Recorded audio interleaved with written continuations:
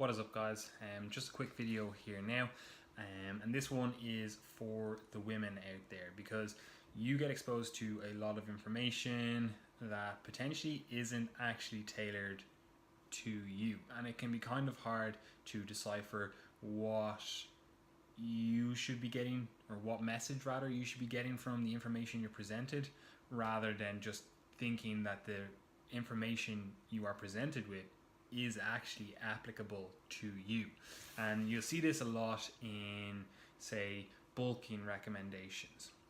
So women generally don't have the same capacity for muscle building as men generally. Obviously there's some women out there that can build more muscle, or build muscle more effectively than some men out there, but as a very general catch-all rule, women have a harder time building muscle than men.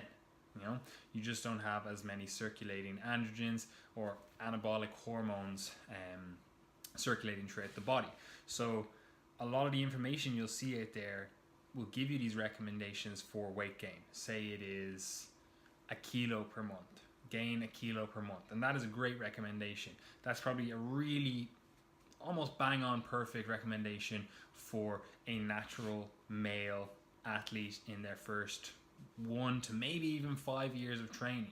Okay, bang on perfect information, nice kilo gain per month. But for you as a woman, completely inappropriate.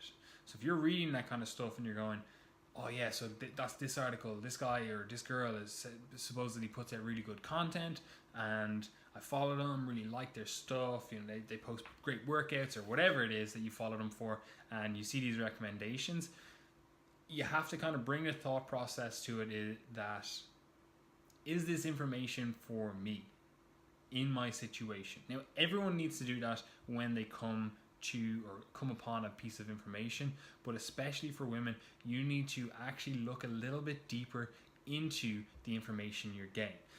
The industry, the health and fitness industry, has been dominated by men for many years, so a lot of the information out there is generally tailored towards men. So it can be quite hard to cut through the bullshit and actually understand what's going to help you progress.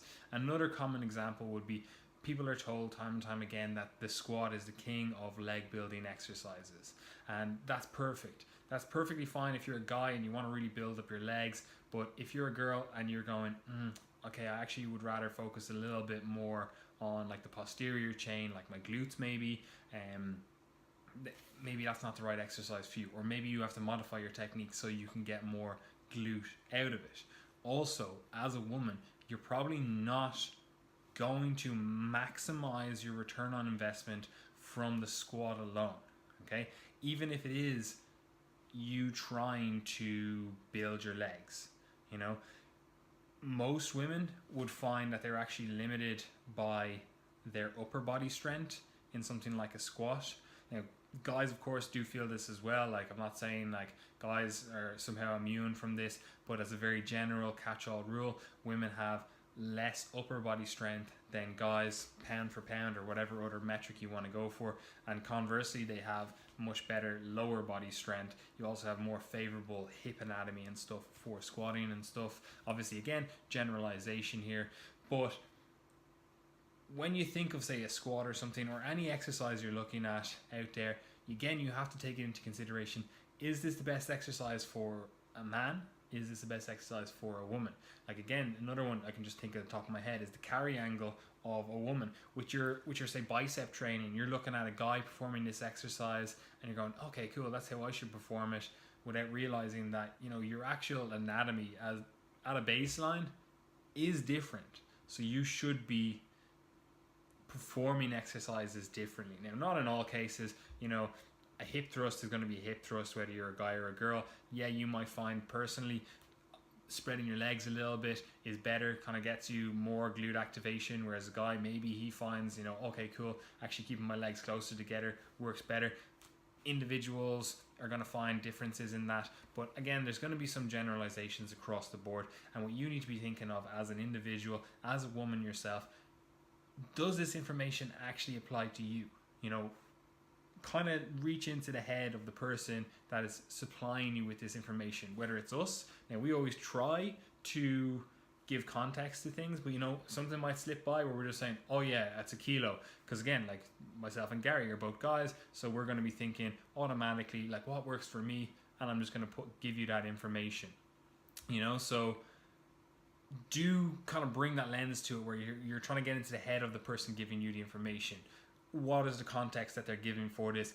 Does it actually apply to you as an individual, or is it just kind of generic for everybody without actually kind of tailoring it into your specifications? So do take that into account when you are reading information, when you're looking at videos, when you're looking at technique videos or anything like that.